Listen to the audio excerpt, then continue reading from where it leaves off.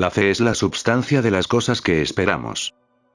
Si mantenemos en la mente una imagen o representación de nosotros mismos en perfecta salud y llenos de fuerza y de actividad, ponemos en acción las fuerzas que han de hacernos de conformidad con nuestro deseo.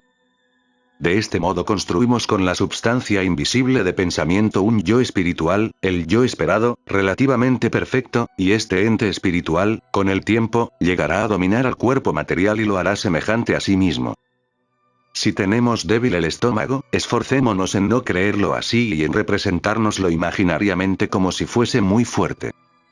Si nuestros pulmones son débiles, veámoslos con los ojos de la mente como si fuesen duros y resistentes. Si nuestro cuerpo es débil también y perezoso, veámonos imaginativamente como cuando éramos muchachos, y llenas nuestras piernas de fuerza y de agilidad, hallábamos un gran placer en saltar y brincar por el campo y en trepar a los árboles. De esta manera exteriorizamos la substancia de la cosa o la condición del cuerpo esperada o deseada ardientemente. Y cuanto más persistamos en vernos así mejorados imaginativamente, al observar el cambio gradual que se opera en nuestras condiciones físicas, aumentará también nuestra fe en que es una gran verdad esta ley de que hablamos.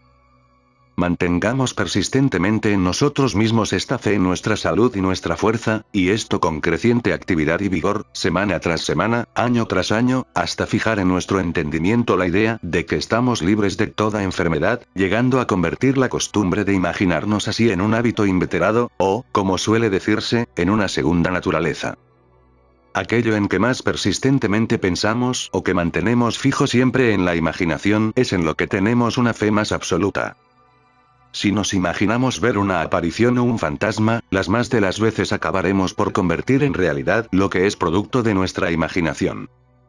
El enfermo crónico se ve, con los ojos de la mente, como realmente incurable, haciéndose de sí mismo las peores representaciones, las más desagradables imágenes, y de este modo, inconscientemente, pone en acción la referida ley. El enfermo que se considera realmente enfermo está construyéndose, en verdad, un cuerpo en que toda enfermedad tiene su asiento. Llegaremos a debilitar realmente nuestro estómago, si nos lo representamos siempre como un estómago de veras débil.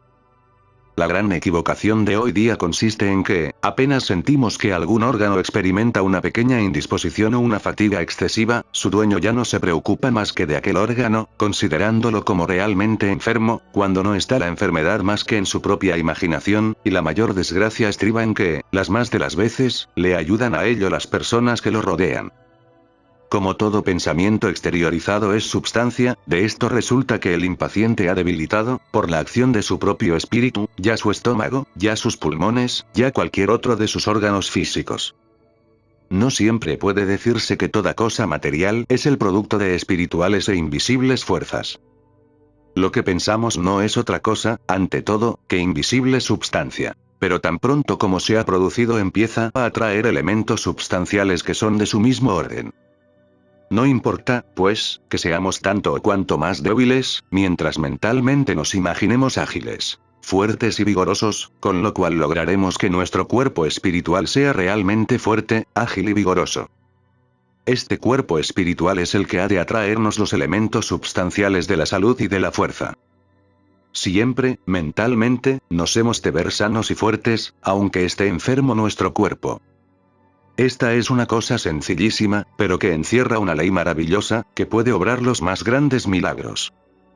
Cuando mentalmente nos imaginamos enfermos, aunque lo estemos en realidad, ponemos en acción esta misma ley, pero en las peores condiciones para nosotros. La representación imaginaria de un cuerpo sano y vigoroso se traduce real y substancialmente, aunque en elementos invisibles, en cuerpo sano y vigoroso, rebosante de salud. Esta es una realidad espiritual, y el cuerpo material, bajo su influjo, crecerá en forma semejante a esta realidad espiritual. Si nuestro cuerpo es débil, procuremos no verlo con los ojos de la mente tal y como es, sino lleno de salud, de vida, de placentero vigor. No hemos de considerarnos nunca como verdaderamente inválidos, teniendo que pasarnos la vida clavados en una silla o retenidos siempre en casa, esto ni aun cuando nuestro cuerpo se halle en tales condiciones. Practicamos en nosotros una verdadera autocuración cuando nos vemos corriendo y saltando, con los ojos de la mente. Y, en cambio, mantenemos en nosotros y agravamos nuestra invalidez si nos contemplamos siempre como verdaderos e incurables inválidos. No esperemos nunca ni temamos la enfermedad o los dolores de mañana, no importa que estemos enfermos hoy o padezcamos grandes dolores. No esperemos nunca nada sino más fuerza, más salud. En otras palabras, que adquirir siempre mayor salud y mayor fuerza sea nuestra cotidiana aspiración o constante ensueño. Ensueño significa mucho más de lo que el mundo entiende. El estado de ensueño que durante algún tiempo puede mantener a una persona en la más completa inconsciencia de lo que pasa en torno de ella es una fuerza capaz de obrar grandes cosas en el poderoso reino del espíritu, acerca del cual tampoco es lo que sabemos. Solamente que en la actualidad, como la persona cuyo espíritu se desprende del cuerpo material, hasta quitarle toda conciencia, no tiene conocimiento alguno de los poderes de que puede usar en aquel estado, tampoco tendrá ninguna fe en ellos. Y sin fe, naturalmente, la mayor parte de los resultados que podría obtener se frustran. Aquel que no tiene conocimiento alguno de las minas de oro, ni de las formaciones o estratificaciones en que es hallado el precioso metal, ni de los métodos para extraerlo del suelo, puede estar gozando durante años enteros de grandes territorios auríferos, y no hará más que rellenar con sus riquísimas tierras los barrancos o bajos de los mismos. Sin conocimiento alguno del tesoro que guarda la tierra de que es dueño, no tendrá fe en él. Estamos actualmente, con respecto a nuestros poderes mentales o espirituales, en una condición análoga. Sin embargo, cada una de nuestras imaginaciones o representaciones mentales es una realidad invisible. Y cuanto más persistentemente y más firmemente es mantenida la imaginación, tanto más se acerca a ella a ser convertida en cosa que nuestros sentidos físicos podrán ver, sentir y tocar. Pidamos, pues, durante nuestros estados de ensueño cotidiano, salud y fuerza, con toda la persistencia que nos sea posible. Cuanto más persistente sea nuestra aspiración en dicho sentido durante el día, tanto más fácilmente entrará nuestro espíritu en los dominios de la fuerza durante la noche, recuperando así más prontamente el vigor perdido. Pero si durante el día no pensamos más que en la debilidad y en las enfermedades, nuestro espíritu por la noche se hallará mucho más apto para conectarse con las corrientes de los elementos de debilidad y de toda clase de dolencias, poniéndonos de este modo en las peores condiciones posibles. Por pura ignorancia, puede uno guardar en su cuarto una gran cantidad de pólvora, creyendo que es una substancia enteramente inofensiva, y en el momento más impensado la menor chispa de fuego puede determinar la explosión, destruyendo con ella su casa y su cuerpo. De manera análoga está la humanidad, atrayéndose constantemente sobre sí misma toda clase de dolores y de miserias, por hacer, debido a su ignorancia, un mal uso de sus fuerzas mentales. Según sea lo que pensamos o imaginamos, podemos reunir grandes cantidades de pólvora o de oro puro. Entregarnos todos los días a un momento de ensueño o aspiración ardiente es poner en acción una gran corriente de fuerzas positivas. Cuanto más duradera y más intensa sea la abstracción, más grande resultará la fuerza que obra por separado y aparte de su instrumento habitual, que es el cuerpo. Así, cuando por un tiempo determinado logramos olvidar o perder la conciencia de nuestro ente físico y de cuanto lo rodea, no hay duda que nuestro poder mental o espiritual está obrando entonces fuera de nuestro cuerpo físico, quizá muy lejos de él. Todos los poderes llamados ocultos, todos los milagros de que nos dan fe los libros antiguos, eran desarrollados y conseguidos exactamente por ese método. Si la substancia mental puede ser concentrada en un volumen suficiente, construyendo la representación de una imagen determinada, producirá instantáneamente en substancia visible esa misma imagen. Tal es el verdadero y único secreto de la magia. Magia significa la instantánea producción de lo visible por medio de la concentración a que nos referimos. El poder espiritual de Cristo, concentrado en una imaginación o pintura mental, llegaba a transformar esta imaginación en substancia visible, como hizo con los panes y los peces. Todas las mentes, todos los espíritus, poseen en embrión estos poderes. Todos son capaces de análogas posibilidades. La fe es verdaderamente lo mismo que un grano de mostaza, al cual, en lo tocante a su crecimiento y propagación, es comparada en los evangelios. Pero este grano de la fe puede germinar y crecer lo mismo para el mal que para el bien. Y si es para el mal se convertirá pronto en un árbol al cual todos los repelentes pájaros agoreros vendrán y construirán su nido. Nuestras imaginaciones o representaciones de maldad significan que tenemos fe en esta maldad. El temor que sentimos por una enfermedad o un mal cualquiera significa que tenemos fe en la perpetuidad y los progresos de la tal enfermedad. ¿Padecemos acaso un ligero desarreglo de estómago o de los riñones o de otro órgano cualquiera? Y, aunque nuestra dolencia no haya de durar más que un solo día o muy pocos días, empezamos a contar con ella, de manera que no pensamos ya sino en el órgano indispuesto y no acertamos ya a considerarlo mentalmente como un órgano sano, y aún es probable que alguien nos diga que lo tenemos en muy peligrosas condiciones. Hasta el fácil que demos a esa afección un nombre que nos sugerirá la idea de grandes sufrimientos, de grandes debilidades y, por fin, de la muerte. Todo esto contribuye a fortalecer nuestra fe en el mal. Además, la fuerza de otras mentalidades puede ayudar a la nuestra en el crecimiento y progresos de esa fe. Nuestros amigos y aún nuestros conocidos se mostrarán ansiosos por el estado de nuestra salud, y, llenos de temores, nos recordarán a cada punto los cuidados y las preocupaciones que nos conviene tomar. Por lo tanto, todo contribuye a que nos veamos débiles y enfermos. No procuramos representarnos mentalmente en completo estado de salud la parte u órgano afectado. Nadie en torno de nosotros lanza su corriente espiritual de salud y de vigor. Los elementos mentales que de todas partes se proyectan sobre nosotros son todos de naturaleza destructora, son todos elementos maléficos. Si algún amigo nos dice, espero que sigas mejor, lo hace con un acento y una expresión que bien claramente denotan su temor de que no será así. Y de este modo constantemente va aumentando nuestra fe en el mal. Adquirimos siempre la substancia de la cosa temida, del mismo modo que de la cosa deseada. En el caso que antes he supuesto, adquirimos la substancia de la enfermedad y del mal. Nos atraemos los elementos de la enfermedad y de la debilidad en virtud de la misma ley o fuerza que, dirigida de otra suerte, podría atraernos los elementos de la salud. Estamos educados de manera que es más firme nuestra fe y nuestra creencia en lo malo que en lo bueno. Dice la Biblia, de conformidad con su propia fe, le será dado a cada cual, y nos ha sido dada la enfermedad a causa de que nuestra fe en ella es mucho más grande. La naturaleza no envejece nunca, en el sentido que damos nosotros a esta palabra. No hace más que cambiar por otras nuevas sus ya gastadas o estropeadas envolturas físicas o dígase formas de expresión. Decimos, por ejemplo, que el árbol envejece y muere. Pero es que no vemos cómo, en muchos casos, del tronco podrido de un árbol viejo surge un árbol nuevo, que es en realidad el mismo árbol.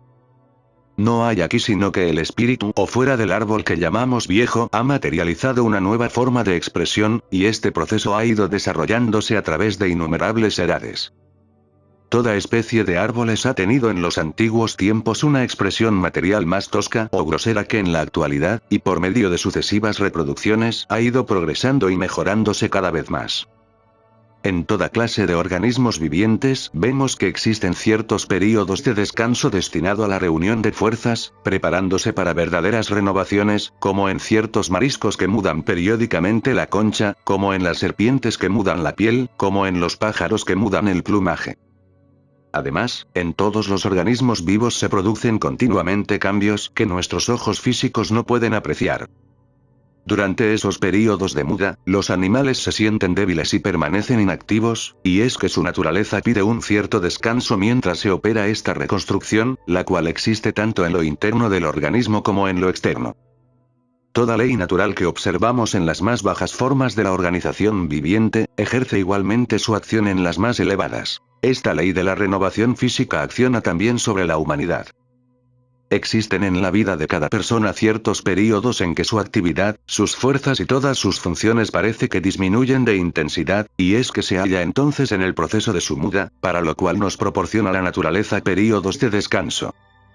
Si obedeciésemos siempre sus mandatos, en el espacio de unas pocas semanas o de algunos meses gozaríamos de una ira renovada, con un cuerpo enteramente nuevo. Todo lo que la naturaleza exige de nosotros es que demos al cuerpo y a la mente el descanso necesario mientras nos estamos renovando. Al hablar de las personas de mediana edad, suponemos siempre que han alcanzado ya las tales la suma mayor de su poder y de su actividad, firmemente convencidos de que, después de ese periodo, vamos declinando en forma gradual, como se marchitan y amarillean las hojas de los árboles. Esta nuestra fe en la vejez y en la debilidad, en virtud de la ley espiritual que ya conocemos, es la que nos envejece y debilita. En cuanto hemos pasado un poco de la mediana edad, en la que hemos llegado a la plenitud de nuestras fuerzas físicas, entramos en un período de reposo y de reconstrucción, durante el cual el cuerpo viejo dará nacimiento a un cuerpo nuevo, o bien, dicho en otra forma, el cuerpo viejo se rehará a sí mismo produciendo un cuerpo totalmente nuevo. Durante el proceso de esta construcción se requiere un gran espacio de descanso y sosiego. Nuestro yo espiritual, tan real como invisible, se halla ocupado en el proceso de dicha reconstrucción, en el bien entendido de que nunca nos habrá de ser tan penoso este periodo como lo es para todo el cuerpo que viene a la vida física de la infancia y de la adolescencia. Pero es el caso que nunca consentimos en este necesario descanso, nunca nos entregamos voluntariamente a él, obligando a la exhausta y cansada organización física a seguir trabajando cuando ya no está apta para ello, y tomamos erróneamente nuestro período de muda, y, por consiguiente, de debilidad temporal y pasajera, por una forma cualquiera de enfermedad o dolencia. Y así fijamos en la mente, en virtud de nuestra fe extraordinaria en el mal, la idea de la enfermedad, y por este camino acabamos por ponernos realmente enfermos. De suerte que mientras la naturaleza se ha esforzado en procurarnos un cuerpo nuevo, rejuveneciendo el ya exhausto y gastado, haciéndonos más fuertes, nos oponemos a sus designios y nos hacemos a nosotros mismos cada vez más débiles. En la inmensa mayoría de los casos, los hombres no pueden proporcionarse el descanso que al llegar a la mediana edad exige la naturaleza. Se ven obligados a trabajar día tras día, año tras año, para ganarse la subsistencia. Pero esto no modifica en nada los resultados del proceso. Las leyes de la naturaleza no tienen para nada en cuenta la conducta que observan los hombres, y menos aún los móviles de su conducta. Así la humanidad, por pura ignorancia, desobedece a estas leyes, y creyéndose obligado el hombre a ganarse, incesantemente la vida, trabaja y sufre y se agota, para morir al fin miserablemente en el lecho de la enfermedad y del dolor. En muchos casos, el hábito adquirido es tan fuerte, que los hombres no pueden poner término a su labor, ni saben salirse de la esfera especial de su actividad, y es como si no tuviesen capacidad para dar un descanso a su espíritu o a su cuerpo, y no hallan deleite más que en el trabajo, pese a que, fuerza de bregar en tales condiciones, aumentan su infelicidad a medida que se hacen más y más débiles, del mismo modo que muchas mujeres de su casa se complacen en trajinar hasta matarse y no se sienten felices si no están agobiadas siempre de trabajo. Estas personas, cuando sienten que su mente y su cuerpo se aproximan al estado especialísimo del verdadero descanso, se alarman extraordinariamente y temen por su poder y su fuerza, que sienten disminuir, sin comprender que no se trata más que de pasar un tiempo relativamente corto en medio de una cierta inercia, de una relativa inactividad. En cambio, si estuviesen debidamente educadas en lo físico y en lo moral, sabrían que el poder espiritual va a dedicar entonces toda su fuerza en recobrar las energías gastadas, para dedicarlas a la reconstrucción de un cuerpo nuevo, pues el espíritu no puede ejercer al mismo tiempo toda su acción en el sistema externo y en el interno. Cuando pone toda su fuerza en uno de ellos, el otro ha de descansar. La gran fuente natural para la recuperación de las fuerzas es el descanso. La tierra que se deja descansar o el barbecho va reuniendo nuevas fuerzas para una futura producción. La madre cuyo cuerpo y cuya mente trabajan lo menos posible durante la gestación es la que da nacimiento a los niños más fuertes y llenos de salud. Por descanso entendemos el descanso de la mente y el del cuerpo. El descanso mental es tan necesario como el descanso físico. La inmensa mayoría de los hombres actuales no tienen un concepto exacto de lo que eso significa el descanso mental, el dejar en sosiego la inteligencia. En ellos la ansiedad, la angustia, el desasosiego, forman ya un hábito o segunda naturaleza que no pueden abandonar. Ricos y pobres proceden lo mismo. Esto conduce al agotamiento de fuerzas, al decaimiento, a la enfermedad. Y proviene de que los hombres y las mujeres de hoy día no aciertan a tener una firme creencia en que todos, como partes que son de Dios o del infinito espíritu, poseen un poder espiritual que, educándolo y teniendo fe en él, subvendría a sus necesidades, les concedería una perfecta salud y convertiría en deliciosas realidades lo que no es ahora para ellos sino un ensueño. El hombre está llamado a vivir en aquellos tiempos en que cuando diga, quiero esto o aquello, persistiendo en esa actitud mental, la cosa deseada se realizará. Por medio de las invisibles fuerzas, su cuerpo, si duerme. Por medio de sus propias energías, si está despierto. Lo que entendemos actualmente por la palabra muerte no es más que el acto que cumple el espíritu al abandonar el cuerpo envejecido y gastado, pues encierra en sí mismo la potencia para penetrar en su cuerpo nuevo. Por la ignorancia y la violación de esta ley natural, los hombres de todos los tiempos han quitado al espíritu la oportunidad de hacer uso de esa gran potencia suya. El hombre no muere, únicamente el cuerpo es el que muere. Cada uno de nosotros gozó ya de otro cuerpo antes de la existencia presente. Y este cuerpo es el que murió, como otros cuerpos habían ya muerto antes que él. Nuestra verdadera vida es la vida mental o espiritual. Pero no estamos condenados a tener que sufrir siempre la muerte del cuerpo, como ha sido hasta hoy. Un tiempo ha de venir en que, habiendo ya el espíritu madurado suficientemente sus poderes, sabrá irse revistiendo a sí mismo, de un modo gradual, de un cuerpo físico nuevo a medida que se vaya desgastando y haciéndose inservible el viejo. Pablo previó ya esta posibilidad cuando dijo: el último gran enemigo que el hombre habrá de vencer es la muerte. Cuando esta ley sea conocida y se cumpla, es decir, cuando sea conscientemente y plenamente observada, se producirán tales resultados que ahora tendrían por cosa de milagro. Los espíritus, y con este nombre nos referimos a todo ente espiritual que esté en uso y en posesión de algún cuerpo físico, disfrutarán de un cuerpo del que se podrán servir en este plano de la existencia todo el tiempo que les plazca o deseen. Y como tales cuerpos serán cada vez más perfectos y estarán mejor formados, se hallarán también mejor adaptados para expresar o exteriorizar los crecientes poderes del espíritu.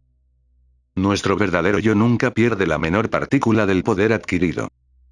Solo se debe a imperfecciones del instrumento, el cuerpo, que el espíritu sea muchas veces incapaz de exteriorizar todo su poder, del mismo modo que el más hábil de los carpinteros haría escasa e imperfecta labor con una sierra mal afilada o rota.